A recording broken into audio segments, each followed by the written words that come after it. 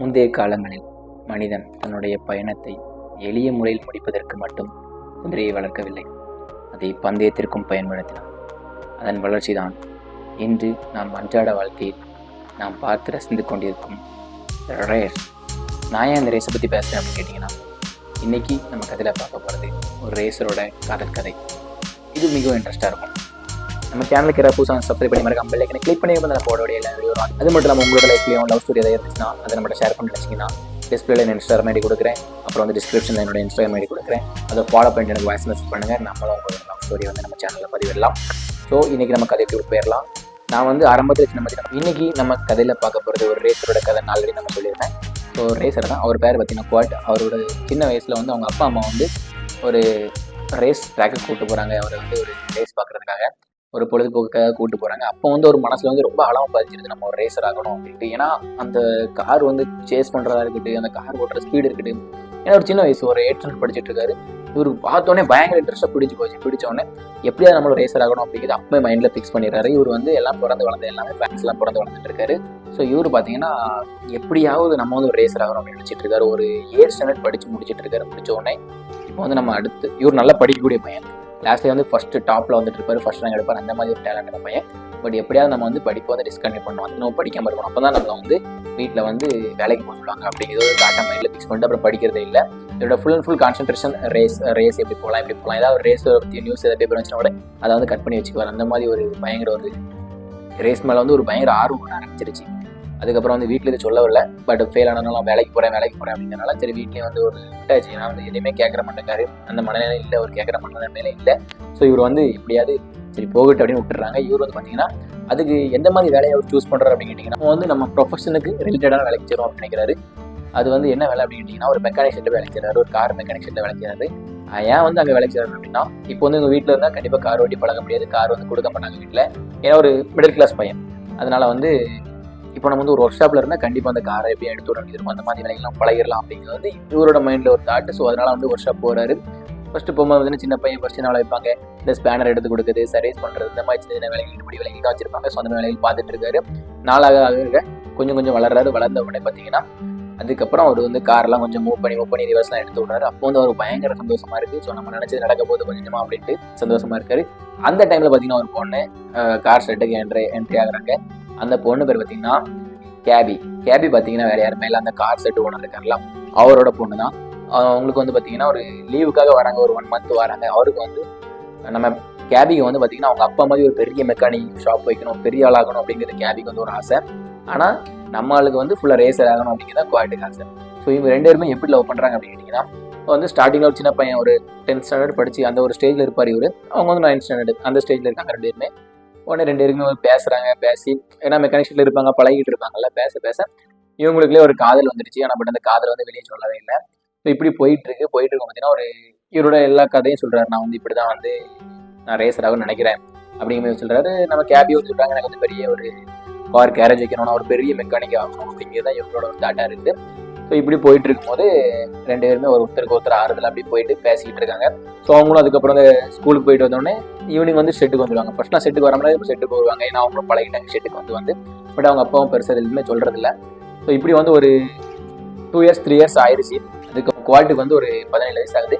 அந்த செட்டுக்கு ஒரு வேலைக்கு வரும்போது பார்த்தீங்கன்னா ஒரு கார் பார்க்குறாங்க. அந்த கார் வந்து ஒரு பழைய காரு, ஸ்கிராப்புக்கு போக முடியாது ஒரு காரில் இருக்குது. அந்த ஒரு நிலைமையில் இருக்க ஒரு காரு. அந்த காரை வந்து எப்படியாவது ஒரு முதல்கிட்ட கேட்டுருக்காரு, முதல்ல எனக்கு இந்த காரை கொடுத்துருங்கன்னு கேட்குறாரு. இது இப்போ கேட்கல, இவர் வேலைக்கு வந்த புதுசுலேருந்து கேட்டுருக்காரு. கேட்டவுடனே சரி ஒரு கோர்ஸ்மாக கேட்குறாரு, கொடுத்துரும் அப்படின்னு சொல்லி ஒரு கொடுக்குறேன். ஏன்னா கொஞ்சம் வயசாயிருச்சு, கொஞ்சம் மெச்சூர் வந்துருச்சு. ஸோ அப்படிங்கிறது காரை கொடுக்குறேன். இதை வச்சு என்ன பண்ண போகிற, எதுவுமே யூஸ் இல்லை அப்படின்னோடனே இவர் வந்து இவ்வளோ நாள் வேலைக்கு கொஞ்சம் காசு சேர்த்துருக்காரு. அந்த காசுலாம் வச்சுட்டு கார் ரெடி பண்ணணும்னு நினைக்கிறாரு. ஸோ அதுக்கு கேபி வந்து நல்லா சப்போர்ட் பண்ணுறாங்க. கேபி அப்புறம் வந்து நம்ம குவாட் 2 பேருமே வந்து ஷெட்டில் வந்து அந்த வண்டி வந்து ராத்திரி பகல் பார்க்காம ஒர்க் பண்ணி அந்த வண்டி வந்து ரெடி பண்ணிட்டு இருக்காங்க. ரொம்ப பழைய வண்டி ரெடி பண்ணி அது எக்ஸ்ட்ரா பவர், அந்த இன்ஜினில் எக்ஸ்ட்ரா பவர்லாம் ஆட் பண்ணுறாங்க. அந்த வண்டி பார்த்தீங்கன்னா ஒரு சாதாரண வண்டி. பட் அந்த வண்டிக்கு சூப்பர் கார்ஸ் லெவலில் வந்து பவர்ஸ் ஆட் பண்ணி பயங்கரமாக வந்து வச்சிருக்காங்க. அந்த வண்டியை எடுத்துகிட்டு ரைடு போகிறாங்க. சும்மா அந்த வண்டி பறக்குது. சும்மா வண்டி அவங்க எதிர்பார்த்த அளவுக்கு பவர் பயங்கரமாக இருக்குது அந்த வண்டியில். ஸோ இப்போ வந்து ரேஸ் ஓட்டணும்னா நிறைய காசு தேவைப்படும். அதுக்கு வந்து உள்ளே நம்ம சேரணும் அப்படின்னு கேட்டிங்கன்னா ட்ராக் போனால் நிறைய காசு தேவைப்படும்.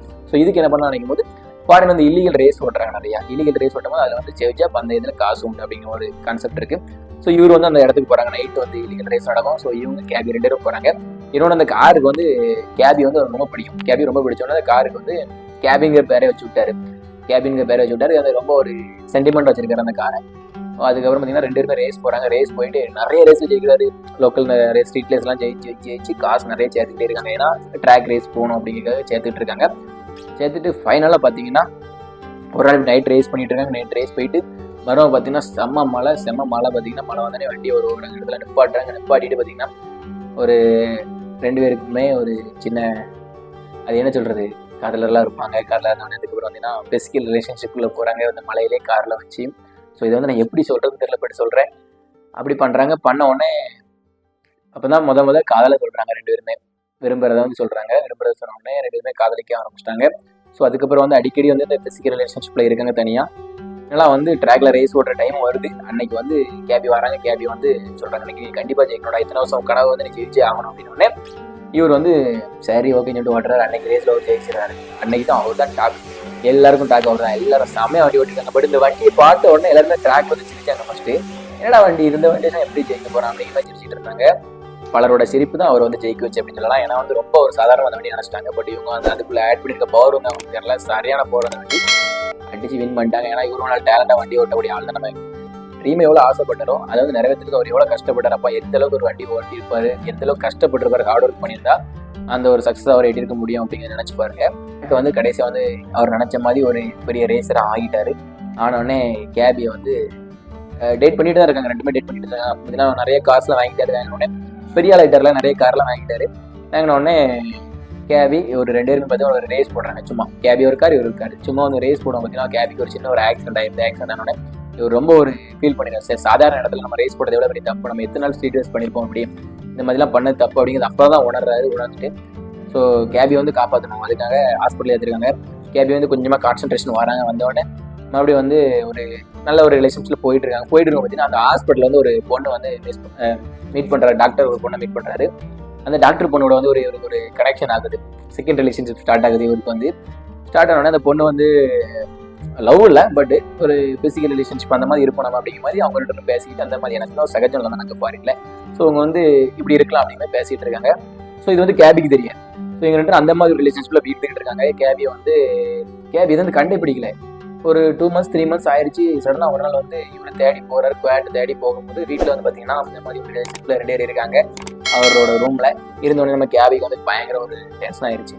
டென்ஷன் ஆனோடனே கேபி அந்த இடத்த விட்டு எதுவுமே பேசல. அப்படியே அந்த இடத்த விட்டு ஒதுங்கி போயிடுறாங்க.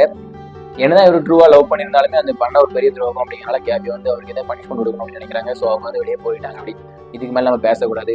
சின்ன வயசுலேருந்து நம்ம அவங்க கூட இருக்கோம். பட் இப்போ வந்து ஏன் இப்படி பண்ணுறான் அப்படிங்கிறது தெரியல அவங்களுக்கு. ஏன் ரொம்ப ஒரு ஃபீல் பண்ணுறாங்க. நம்ம தான் லைஃப் எல்லாமே நினச்சிக்கிட்டு இருந்தோம் அப்படின்ட்டு நம்ம கேபி ஃபீல் பண்ணிகிட்டே இருக்காங்க. அவர் வந்து சமாதானப்படுறதுக்கு ட்ரை பண்ணி பார்க்குறாரு. பட் கேபி வந்து என்ன பண்ணாலும் சமாதானமாக தயாராகவே இல்லை. ஸோ இப்படி போயிட்டு இருக்கோம். பார்த்தீங்கன்னா கடைசியில் வந்து இவர் வந்து செம்மையாக குடிக்க ஆரம்பிச்சு ஒரு 2-3 months அப்படி குடிக்க ஆரம்பிச்சாரு. கேபியும் வந்து கண்டுக்கவே இல்லை. என்னனையும் போயிட்டு நான் வந்து ட்ரூவாக இருந்தேன். பட் என்ன ஏமாத்த நினச்சோம், என்ன தான் எனக்கு என்ன அப்படின்னு நினச்சிட்டு அவங்க விட்டாங்க. ஸோ இவர் வந்து நல்லா குடிச்சிட்டு போயிட்டே இருக்காரு. ஒரு நாள் பார்த்தீங்கன்னா செம்ம போதையில் வந்து வேகம் போய் ஒரு இடத்துல வந்து ஆக்சிடென்ட் ஆகி இறந்தும் போயிட்டாரு. அதுக்கப்புறம் கேபி ஃபீல் பண்ணுறாங்க. இருக்கும்போது பட் அவங்க கேபி பண்ணது தப்பு இல்லைன்னு நான் சொல்லுவேன். ஏன்னா வந்து ஒரு ரிலேஷன்ஷிப்பில் இருக்கும்போது இன்னொரு ரிலேஷன்ஷிப்பில் வர தப்பு தானே. ஸோ வந்து போன தப்பு தான் அப்படிங்கிறனால கேபியான ரொம்ப ஃபீல் பண்ணுறாங்க. பட் அந்த டாக்டர் பொண்ணு ஃபீல் பண்ணவே இல்லை. ஏன்னா வந்து ட்ரூ லவ் தான் இன்றைக்கே ஃபீல் பண்ணோம்.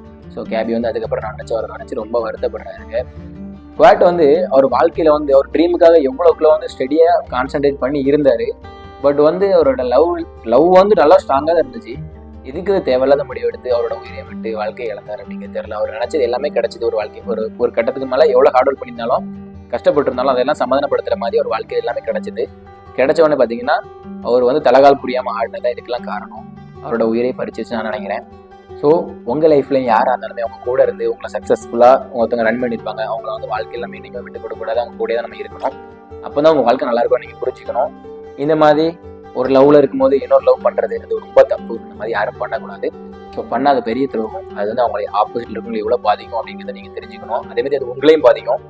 ஸோ இன்னைக்கு இந்த வீடியோ பிடிச்சிருந்தா மறக்காம சப்ஸ்கிரைப் பண்ணி பெல் ஐகானை கிளிக் பண்ணுங்க. அப்போ நான் போட வேண்டிய வீடியோ வரும். இதில் வந்து உங்களோட கருத்துக்கள் வந்து கமெண்ட் பாக்ஸில் போடுங்க. அதேமாதிரி உங்களோட லவ் ஸ்டோரி வந்து நம்ம ஷேர் பண்ணுங்க.